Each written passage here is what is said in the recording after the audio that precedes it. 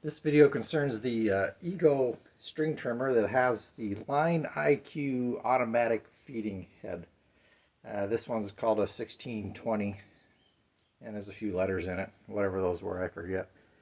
But when I initially got this, it would not auto feed until there was about 2.5 inches of line sticking out, and then it would uh, sometimes feed way too much, but then it would feed line out, but it spent too much of the time with only this much line.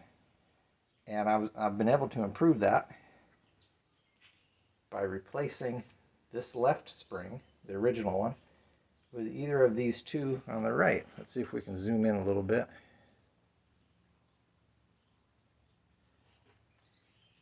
These are all the same diameter, but the two on the right have a smaller gauge of wire, and they're easier to compress.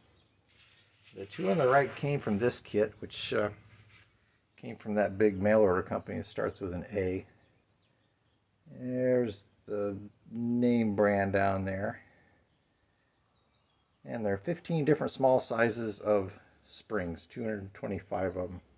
I make little boxes that have springs in them that sometimes run latches, and so that's why I happen to have this.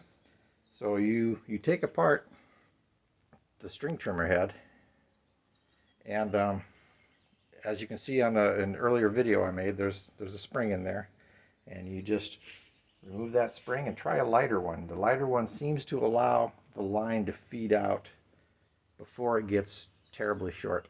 So give that a try. It worked for me. Maybe it'll work for you.